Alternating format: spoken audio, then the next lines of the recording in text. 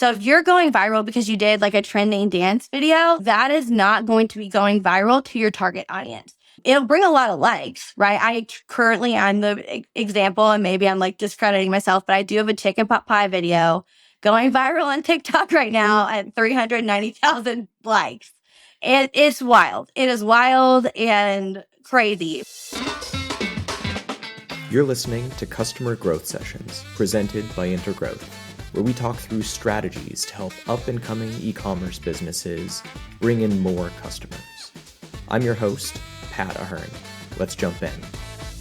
All right, listeners, welcome back to the latest episode of Customer Growth Sessions. Today, I'm thrilled to have on MacKenzie Morris, the business coach and visibility strategist with a long string of different entrepreneurial ventures over the years.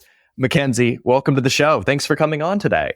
Oh my gosh. Thank you so much for having me. I am so stoked to be here. We're so stoked to have you. Would love to start out. Tell us a little about your entrepreneurial journey. I know, like myself, you've had quite a few failed attempts before the most recent venture panned out better, but take us from the beginning. How did you get started in entrepreneurship?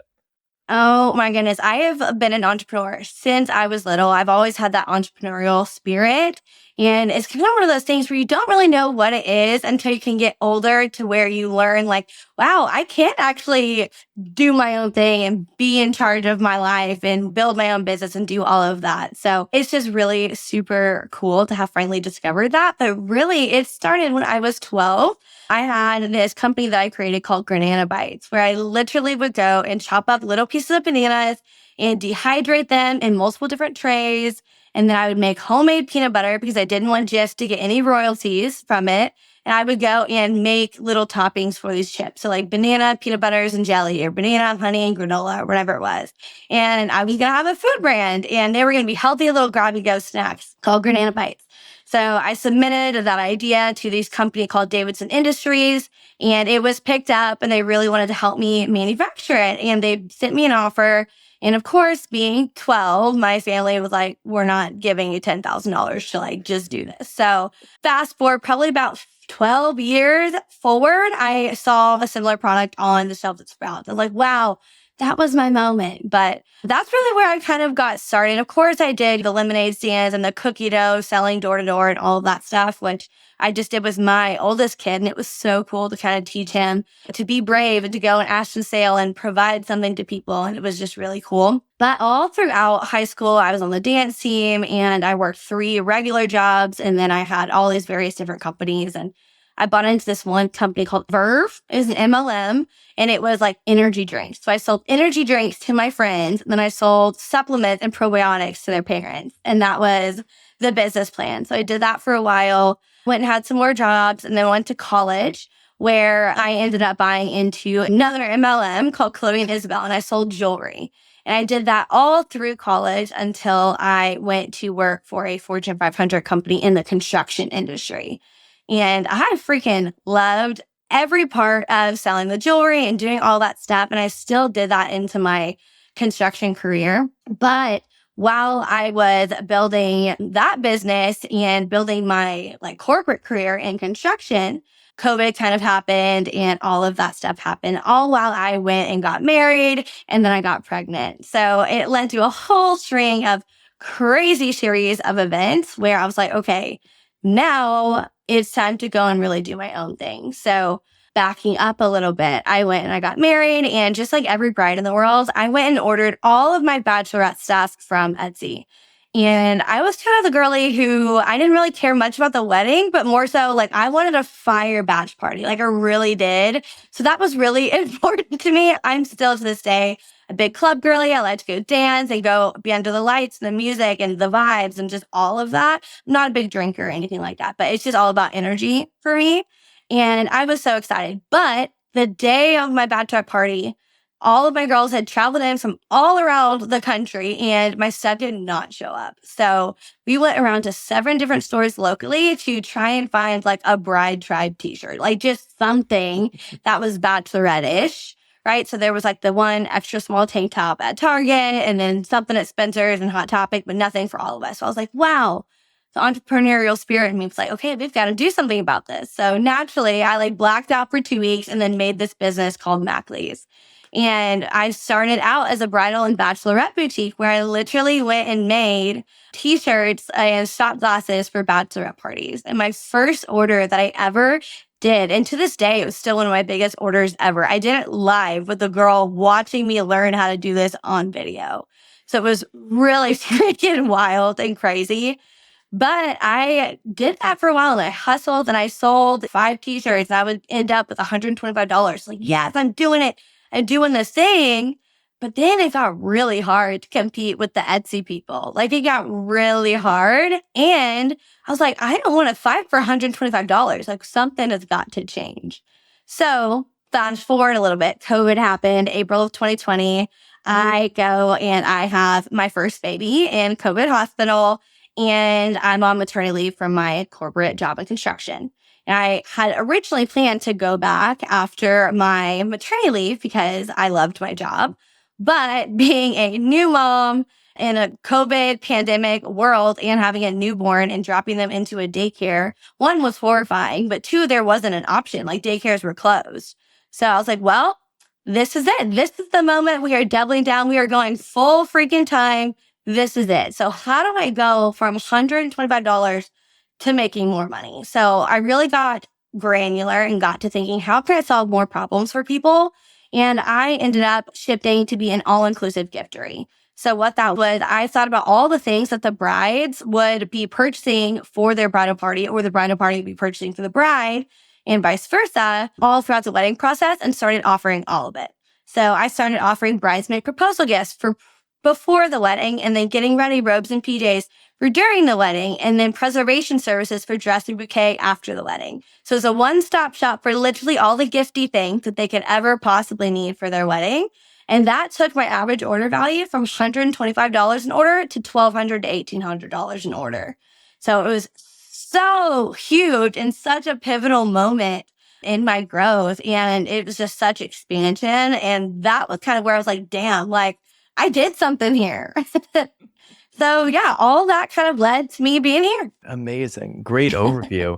And with that, obviously you'd shared just as we were kind of chatting before the call that you'd recently actually just exited your business, managed to sell MacKenzie. And tell us, what are you doing now? Oh my gosh. So behind the scenes with MacKenzie, I had always been helping other people, kind of being a mentor and stuff like that. And I did a lot of operations, like online business management stuff. Because I'm a strategic thinker. Like how I kind of went from the 125 to 1200, I was like, what are those gaps and how do we solve those problems? And people started hiring me to do that.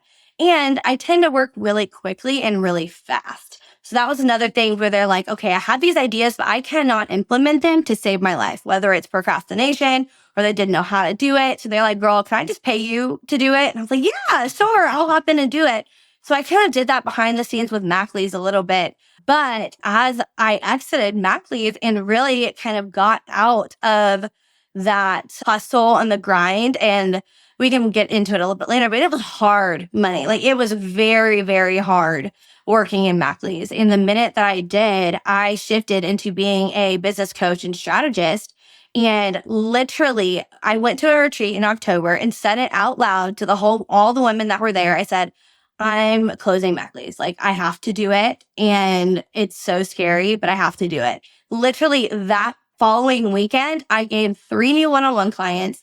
And then between November and December of that year, I doubled my entire yearly revenue. And that was my biggest lesson I think I've ever learned in my life, is that you can have all the strategy and you can have all the mentors and the courses and all of the things. But if you are hiding and operating in a sense of misalignment, things are going to be hard. So there's a lot of like mental and emotional development things that you have to figure out and learn how to work through and figure out, why is this so hard? Is it because I'm missing a piece of the puzzle that maybe something's not set up right or something's breaking through? Or am I really hiding and I'm not doing what I'm supposed to be doing?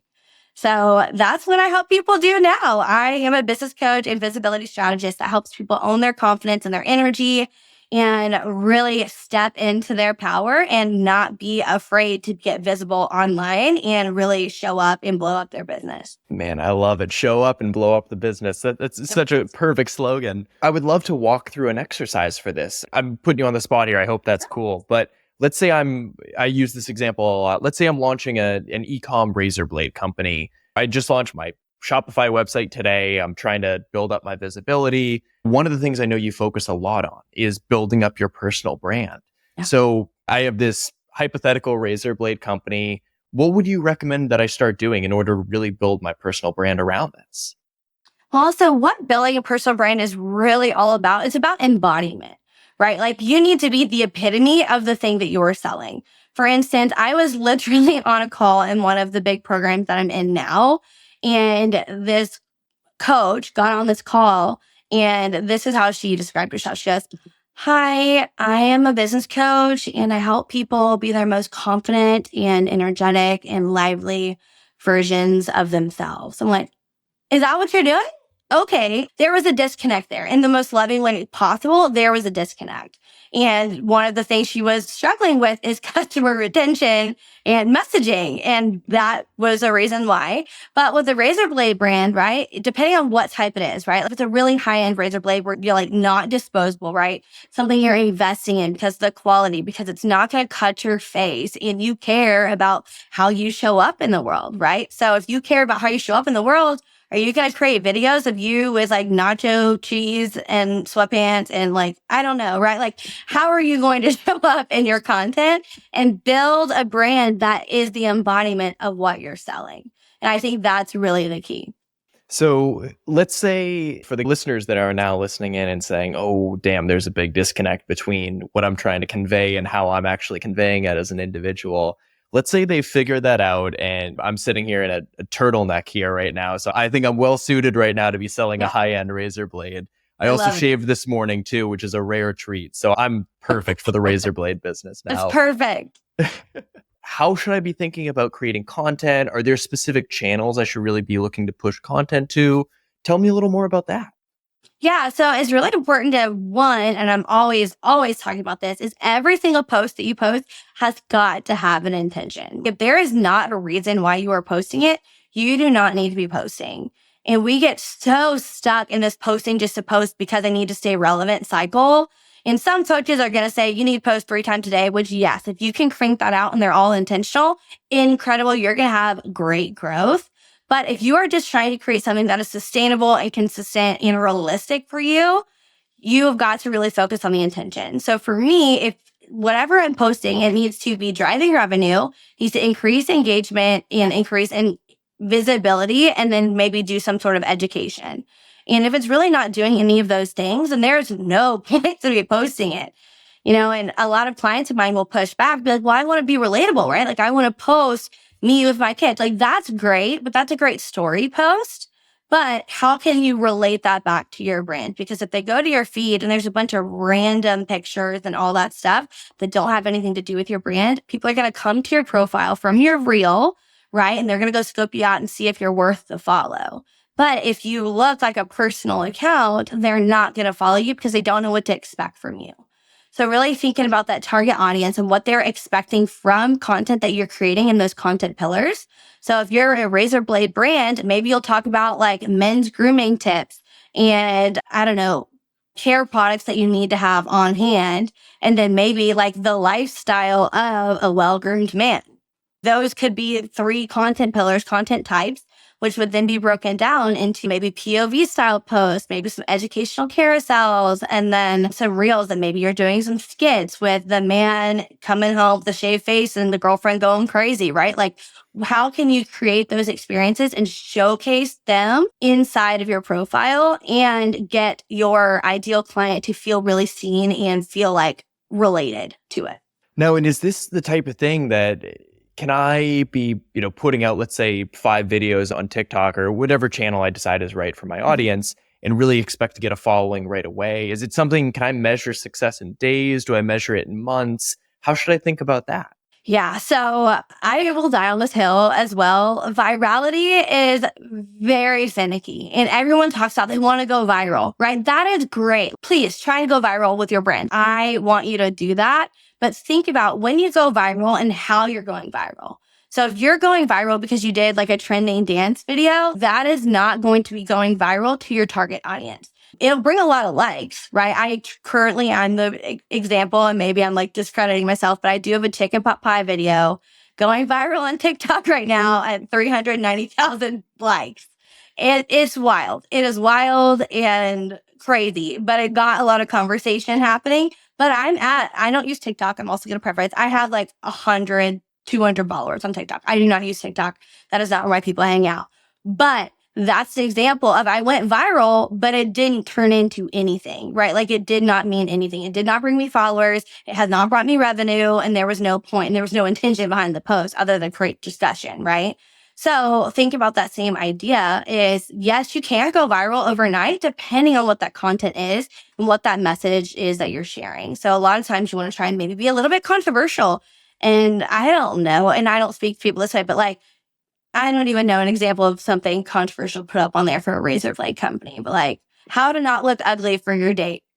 I don't know. That could be triggering and people be like, what is this bro talking about? You know, and that could make you go viral because they'll share it, right? And maybe like, bro, you need to go do this, or girls will send it to their boyfriends, right?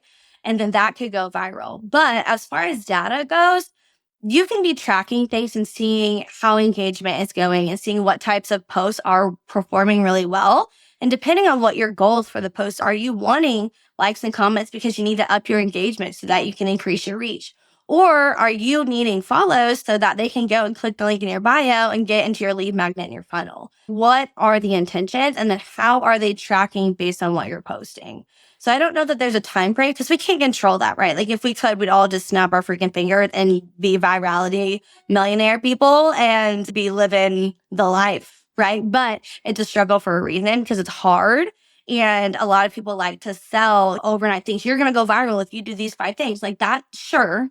That's true. But you're also competing with the thousands and hundreds and millions of people online all day, every day. And I'm so glad that you brought up the idea of what I would broadly call like profile optimization. You mentioned the idea of lead magnets and then getting people into your funnel. Can you elaborate? What do you mean by that? Oh my God. This was like literally my favorite thing to talk about. I don't know why, but it just freaking is. So the idea of a lead magnet is something I like to talk about in a way of like lead magnet fishing, right? So a lead magnet is the thing that gets your audience into your world. So if you're fishing at a pond and you throw a hook into a pond, the lead magnet is the hook and the pond is the platform. It's the place where they find the things. So then you'd have to create the super juicy thing that people are willing to give you their email address for. And that's a coveted thing. Like it is hard to get email addresses. Like it really, really is because we are spammed with it all the time. So people have to weigh like the cost and benefit analysis with like, is this worth my email address and worth potentially getting hundreds of emails from these people? So an example of a lead magnet for a razor blade company, a basic one would be get 10% off. Enter your email, get 10% off, and now you're going to go into a welcome sequence email funnel. Great. For me, I would probably go a little bit deeper because one, I don't think 10% is sexy at all. 20% is also not super sexy. So maybe 50% if you want to go with the money. But to me, I like to add value. So I would come up with the 5 undeniable self-care things that you need to do as a man to do whatever. I don't know what that would be, but something that would be enticing and that maybe at the end of that thing, they would also get a discount, right? So you're providing value to them and giving them free information that they didn't ask for, but they also needed or would enjoy having. And then you're doubling it in with goodwill by providing them something on the back end. So the idea of a lead magnet is the thing that gets them in the world that will get them into an email sequence. And emails are king. I will die on this hill, especially with the TikTok ban. Emails are how you can sell to people almost any time of day. Emails and texting, but a lot of people, especially who are running their own businesses, don't do a lot of texting. But this is a way where you can always contact your people, especially if the apps shut down, your accounts get hacked, you lose all your followers, you get blocked, like whatever, shadow ban, all of those things.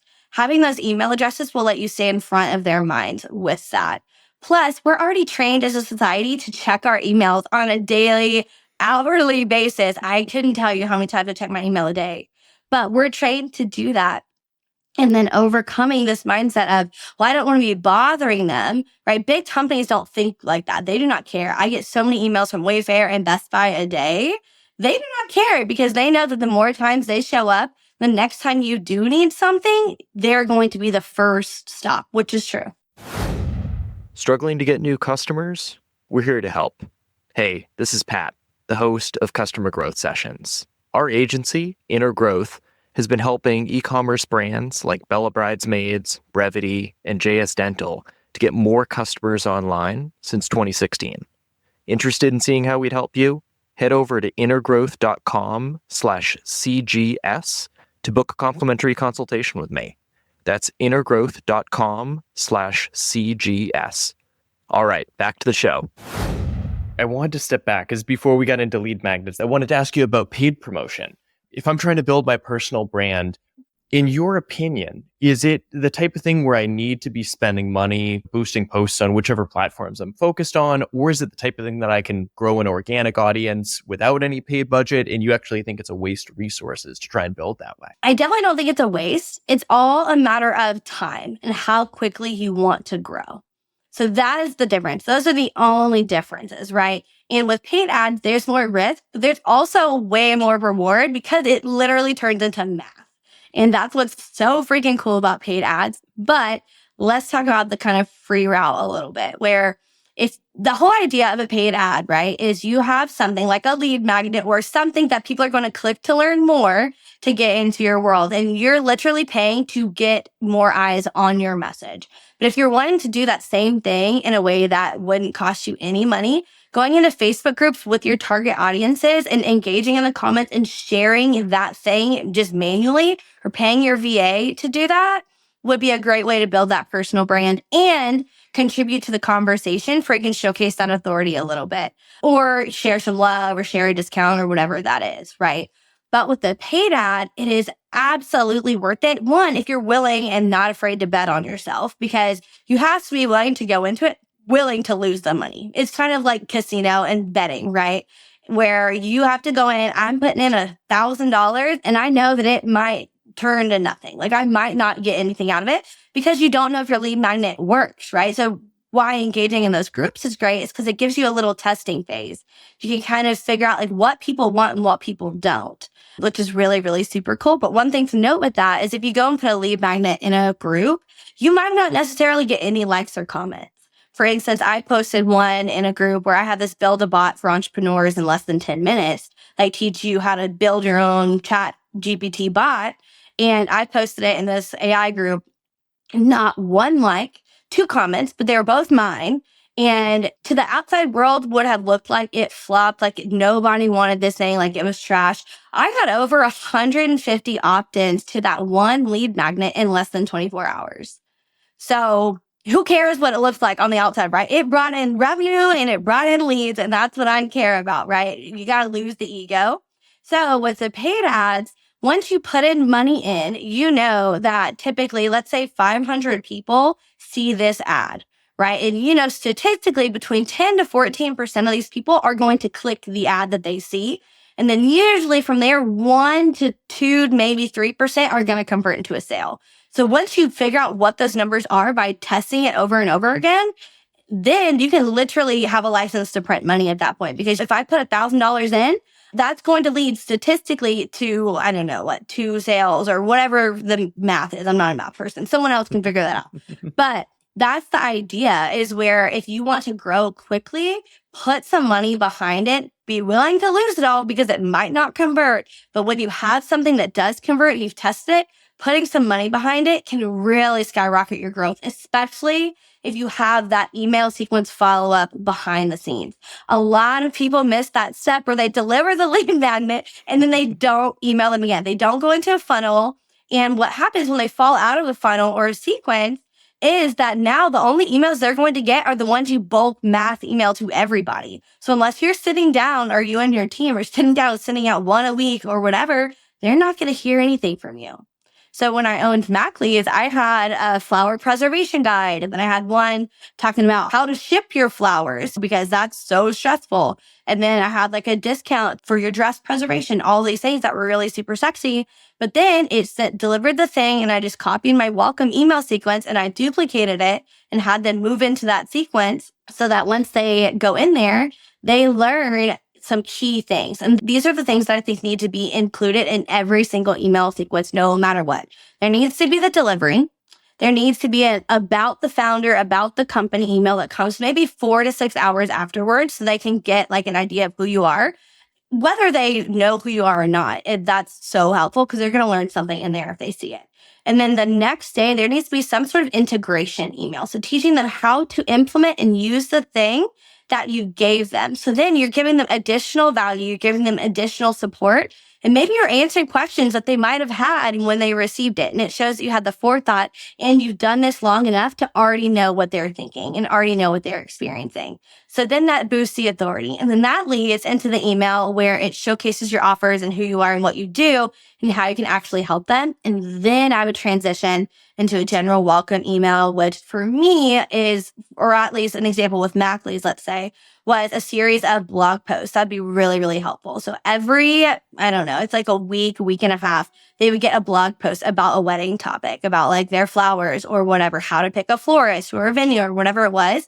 Nothing directly related to me, but stuff that was related to my category and my industry and my niche. That were those content pillars that we talked about earlier that would provide them value. And then, of course, there'd be some sort of CTA at the bottom. P.S. If you need to book your dress preservation or your bouquet or whatever, click here.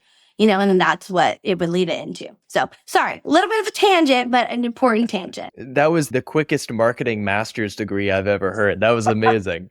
Within that, one of the thoughts that came up as you were talking through, really just posting to all of these different groups. In your opinion, do I need to be crafting a unique piece of content for every single group and every single social channel I'm working with?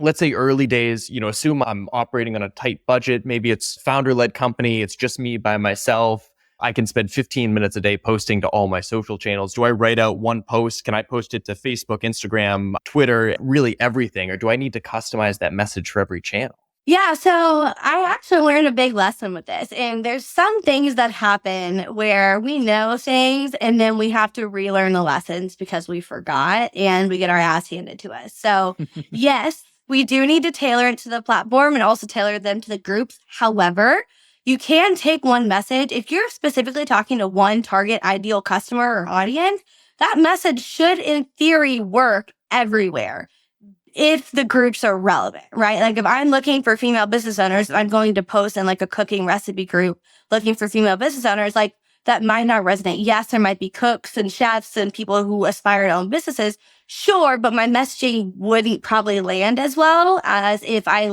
post it in Jenna Kutcher's Gold Digger podcast, right? Like there's a difference with that. So tailoring it to that audience would be ideal. And also formatting the content to be organic to the platform is really, really huge. So if you post a square picture on Instagram and then you just go and you're kind of being lazy and you're not doing it full out, which we're all so like, we all do this. Okay. I'm not acting like I don't. But if you just take the square picture and put it in TikTok where it's got the black lines, people are going to see it and then they're going to be shocked when there aren't likes or views. Okay. So that's why, like, we got to do that extra step. But I will tell you of what happens when you maybe don't do some market research and you just assume that every business group is the same and it's all going to be all fine and dandy and just going to be great. This was traumatic for me. And literally, I don't cry often, but I definitely cried for like 3 hours with this, where I took this post and I was being a little more like aggressive than I usually do about like, if you're not making $100K a year in sales, this is probably what you're doing wrong. And it just laid out some things. And it really did. I loved my post. I was really proud of it. And I was trying to overcome some fear of taking my post and putting it into a very large, completely different group that I've never posted in. There's a lot of mindset, fear overcoming. You've got to do that. Sharing posts and reels into like other people's groups is very scary. But that's how you grow, right? And I was like, okay, I'm stepping into my authority. I'm remembering who the I am. Like, I'm a boss, babe. We're going to do this. Okay, so I did it. And that post got so misconstrued and people were going off in the comments. So the whole idea that I was sharing was a great way to increase your leads and to get more sales is going into those Facebook groups, finding people who are looking for a florist. If you're a florist, comment, hey, OP, I'm a florist. I would love to help. I sent you a DM and tagging them. And then in the DMs, instead of sending a chat, send a voice message. That in itself will close you more deals. It just will, because you have the chance to show your personality. You're taking the time to get to know that person, or even the time just to send that message. But it also shows that you care about your brand, and you have a chance to showcase more authority in that because of how you can project your voice and like talk with certainty. So that was the whole idea of this post, a big part of it. And it got turned into this whole thing about, I do not condone this, like the founder of the group commented, I do not condone this type of tactic. This is slimy and cold and just not a great way of advertising. I'm like, hold on. That is not what I said. I did not say go and cold DM people and just voice message them. That is not what the post said. That kind of a gang mentality situation happened, and it just went off in the comments to where I was like, okay, I'm going to stand firm and I'm going to go respond to these comments and like hold my ground and back myself up. It got to the point where it was uncontrollable and I couldn't respond quick enough. So I went and deleted the post, which I shouldn't have. I should have held my ground and let myself learn the lesson, but also other people can learn as well, because sure, they can have an opinion, but then they can go back and read. And what ended up happening was I'm in tears, and I ended up seeing that the founder of the post, the group, went and posted like a comment on her personal page about the post. And then people were going and commenting on it down below. It was a whole thing. And then the admin went and shared about how she had wished that I had left the post there because we could all learn, and knowing the importance of knowing who the audience are in the group. Right. And like I said, this is a very new group to me. So I thought I had an idea of the types of people that were in there. But she was like, okay, the people in this group don't have an issue making sales. They can make sales, but they have visual or branding or messaging problems. So this post was completely out of place and da da da da da. So let that be a lesson to you to do some research. If you're just going in there and adding yourself to a bunch of groups and mass posting, just be prepared. Okay. We all learn lessons, and a whole big part of my journey is I share things as I work through them. As I learn my lessons, I share them openly. I've cried online multiple times, but I want to show the hard parts of entrepreneurship. I do, and it's important to me, and I'm okay putting my ego aside and say, hey, I was wrong, or hey, I learned something, and hey, I'm not perfect. Because not one person in the world can ever, one, guarantee your results because you are 100% in charge of those. But two, no one's perfect and no one knows everything, right? So that's really important to me to showcase that and embody it.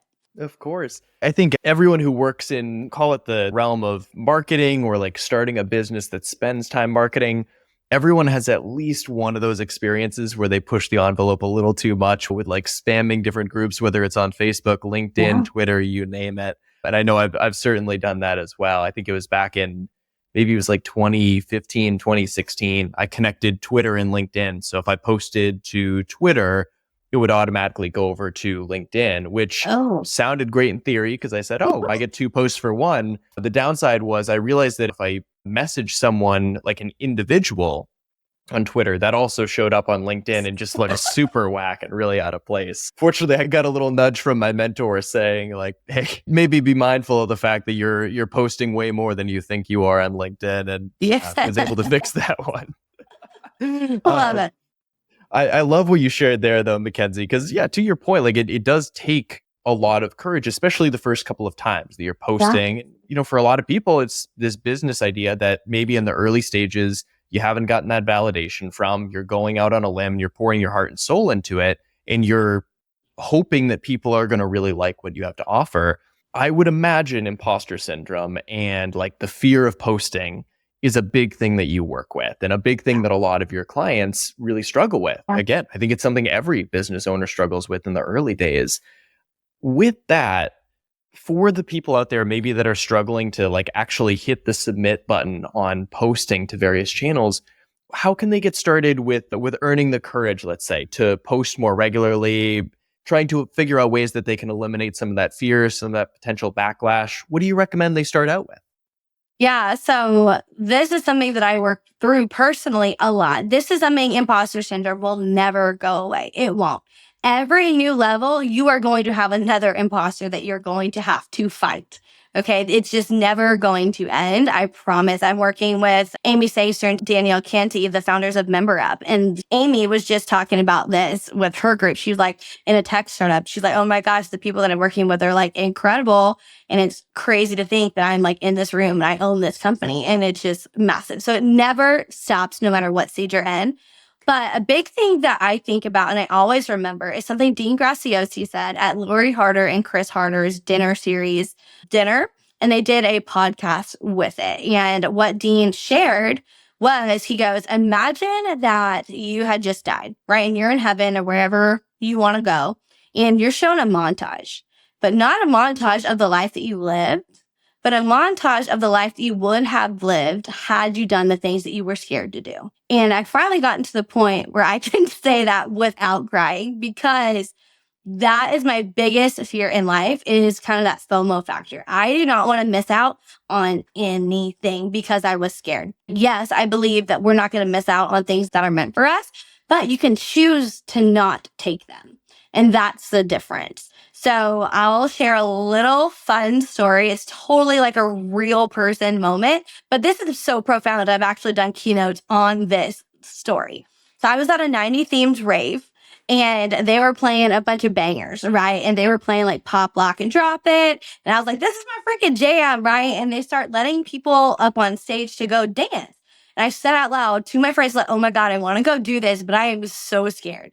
So by the time I like hype myself up, I'm like, okay, girl, you're going to go do this. You're going to go Pop, Lock, and Drop It on stage. They changed the song. Okay. And the feeling of regret and disappointment that came over myself was so profound, to the point where I tell this as a story, as a keynote, where it's not the vibe, right? Everyone else around me is having a great time, but I am sitting arms crossed, pouting because I am so disappointed that I let fear take that incredible, super fun, memory filled moment from me. And that was enough to like really hurt me. So a few songs later, they end up playing Crank That Soulja Boy. And I heard Soulja Boy tell him, I was like, oh my God, I got like electricity in my body. I was like, this is my moment. Like I have a redemption, because they started letting people go up on stage again. So I will be damned if I'm not going to go. So I gave my friend the phone and I went upstairs and I cranked That Soulja Boy in front of 500 people. But as so fun as it was, I got it on video because I can share the story and be an inspiration to other people. But what people think got me up on stage is, well, you just did it because you wanted to do it. No. Okay, two things happened. One, I realized that feeling of fear and regret was something I did not want to feel ever again. But those feelings were the why that hurt me hard enough and deep enough to make me go make a change. Okay, I let fear steal that moment from me. So then as I'm standing in the side wing of this stage, I kind of goes back to the embodiment thing. I had this thought where I've always said, ever since I was growing up, since I was 12, I've always said that I want to be as big as Coke. And I had this thought in my mind that said, if you truly want the life that you say that you want, the business that you say that you want, and you want to be as big as Coke and to speak on stages and impact the hundreds of thousands of people's lives, you have to be able to get up on this stage and do this right now. That is the proof. You have to prove it to yourself and to other people that you can do this. You can overcome the fear, you can overcome the shame, you can overcome the ego and the worry of, well, people think I'm looking stupid. I look crazy. I wish my hair didn't look like this. Why did I wear this outfit? Who is she to be up there doing that right now? Like, you have to go through that and actively make the choice to take that next step through the fear. And that would be my advice. And one of the things is, I, building upon that, would imagine that for people maybe that are really struggling with that, maybe it's better to even find, on top of that, find some of those like micro fears that they can overcome. I mean, that's no easy thing to get up and dance in front of 500 people. Right. If you could have been in a scenario where you had to dance in front of 50 people, let's say, that's a lot less scary to start out there. You know, I would imagine for a lot of listeners, if they are in that boat, find ways that you can push yourself out of your comfort zone, find ways you can face your fear.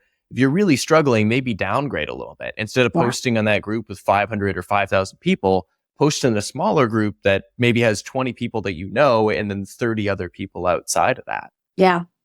Absolutely. And I think that's really, really key. And making the conscious decision to do the scary thing no matter what, right? It comes down to self-confidence. Like if you're doing something of integrity and you know what you're saying is true and you stand behind it, you have to have that self-trust in that your intentions are great and this will help people. So also think of it from the mindset of what happens if I don't share this? Like the person that I'm supposed to be helping might not get help because they didn't see my post or because I was really scared to show up online or my energy really radiates when I do videos or when I talk to people, but I'm really scared. So I'm going to make an infographic carousel and they're just going to read it and they're going to miss out on getting to know me and my heart and maybe being inspired from that, right? Like it's those little steps. So I completely agree. Just by adding in my own personal experience with this, I found that people that we brought onto the team over the years, but also like for me, myself, when I got started trying to build my own personal brand, I was always really hesitant to push things live, whether it be across various social channels, whether it be a blog article. Even when we recorded our first couple of videos, or like even a year and a half ago, I guess it was, when we recorded our first couple of podcast episodes, oftentimes I've gone into it being really terrified to hit send. And it takes a long time to build up the courage to hit send or to hit submit, publish, whatever the button may be. What brought me a lot of peace of mind over the years is I've learned that the first few times that you publish, almost no one is going to see that content regardless. So expect that not that many people are going to see that first video that you put out, that first blog article you release, whatever it may be. Yeah. And the more you do it, the easier it becomes to actually hit submit, the more okay you get if you accidentally leave a typo in there because you realize, hey, I can fix that later on. That's fine. Yeah.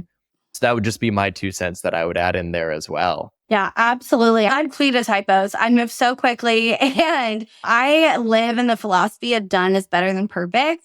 Because I rather get it out. And kind of Cody Sanchez shares a lot about this. And she goes, my richest mentor told me that I am more successful than almost all the people they've ever worked with because I'm willing to move fast and make more mistakes faster. Because by the time everyone else has gotten something perfect, I've already failed a bunch of times and found a way to do it better.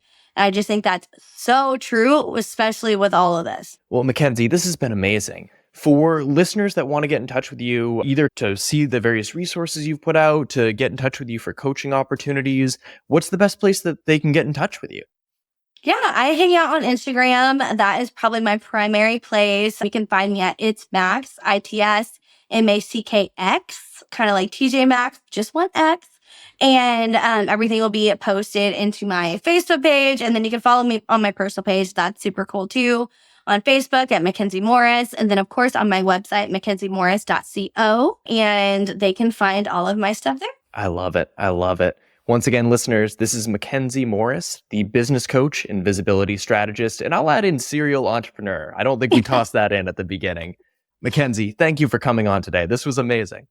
Thank you so much for having me. I am so grateful for you and this podcast and all the listeners, just being able to be here in your energy and just share my story and my message. And I really, really hope that this inspired and empowered some people to really take some action and do things a little bit scared and have a lot of fun doing it and know that not everything has to be so serious all the time. Like it's going to be okay. You can fail, you can mess up because it'll always lead you down the path to where you need to go.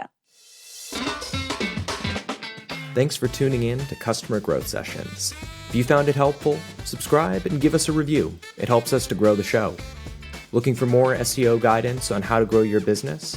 Contact us at intergrowth.com/estimator or email me directly. You can reach me at pat@intergrowth.com. That's all for today. We'll see you again soon.